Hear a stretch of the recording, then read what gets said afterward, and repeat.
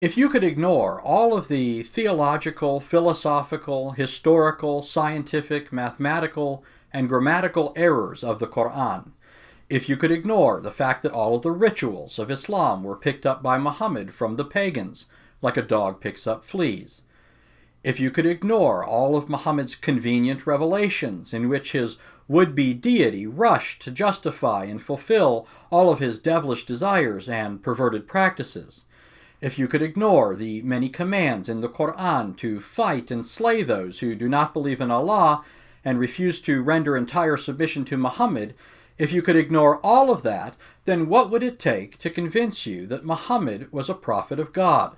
What kind of a sign would you expect to mark him out as God's last and greatest messenger? Perhaps you're thinking to yourself, if Muhammad, like the prophets of old, made verifiable predictions about the future, things that were impossible for him to guess in advance, then that would be a good indication that he spoke for God, since the true God is omniscient and knows the future. Or perhaps you're thinking to yourself, if Muhammad, like the prophets of old, performed signs and wonders, miraculous feats that could not be duplicated by natural means, then that would be a good indication that Muhammad spoke for God, since the true God is omnipotent and can do all his holy will. If that's the sort of thing you'd be expecting to identify Muhammad as a prophet, even the most excellent prophet ever seen, then you've got it all wrong, at least according to the teachings of Islam. After all, prophecies and miracles are the sorts of things that Christians point to as accrediting signs that verify the prophetic status of men like Moses, Elijah, and Jesus, all of whom made predictions about the future and did things like parting the Red Sea, calling down fire from heaven, and giving sight to the blind. But anyone could do that sort of thing, or at least it had all been done before, and so, as Muslims tell us, it is fitting that Muhammad would be sent with something greater, something Muslims call the seal of prophethood.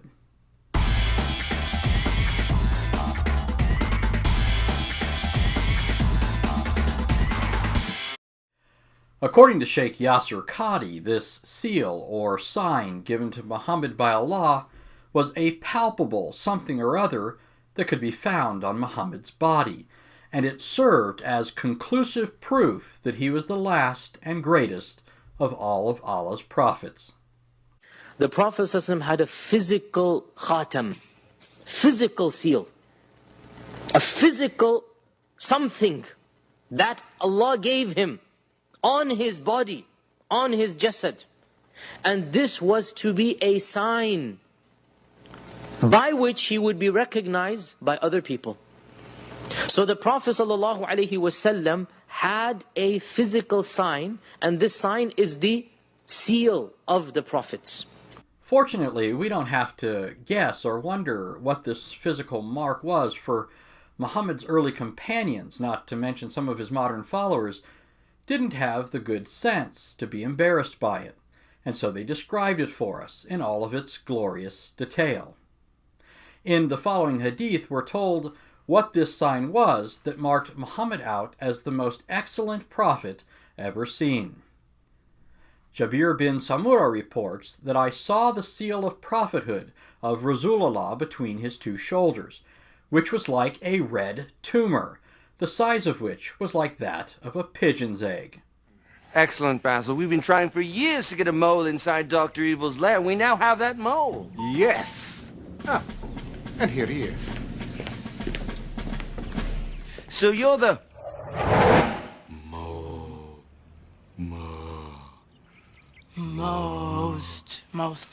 Most excellent agent we've ever seen. Yes, most excellent agent we've ever seen. Thank you. In another hadith, we're told more about this egg-sized red tumor-like thing that Muhammad's companions were convinced was a proof of his prophethood. Abdullah bin Sarjas says, I came to Rasulullah while there were people sitting in his company. I went around to the back of Rasulullah. Rasulullah understood what I was trying to do. He removed the sheet, body wrap, from his back. I saw the place of the seal of prophethood between his two shoulders. It was like a cluster surrounded by till, moles, which appeared to be like a wart. By the way, I realize that I have a large mole on my face.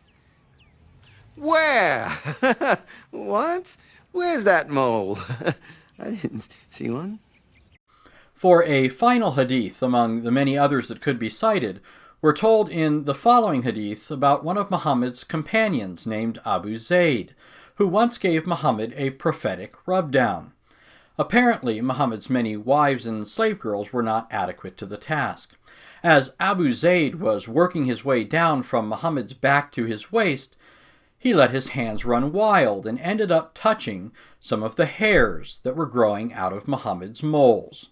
Ilba bin Ammar al-Yakhari says that the Sahabi Abu Zayd Amr bin Atab al-Ansari said to me, Rasulullah once asked me to massage his waist.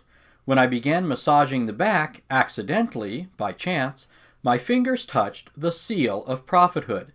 Ilba says, I asked Amr, what is the seal of prophethood? He replied, it was a collection of a few hairs. So, I've been assigned to welcome you to the Ministry of Defense. I have a letter from my director personally thanking you for switching sides.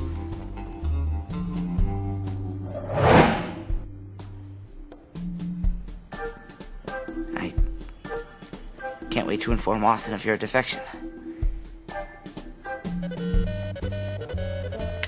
And so, as a sign to the world that Muhammad was Allah's last and greatest messenger, rather than put in his mouth prophetic utterances or enable him to perform awe-filled wonders, Allah gave him a greater sign, a red tumorous wart the size of a pigeon's egg surrounded by hairy moles. I also realize the irony that I am myself a mole. No one would make that connection.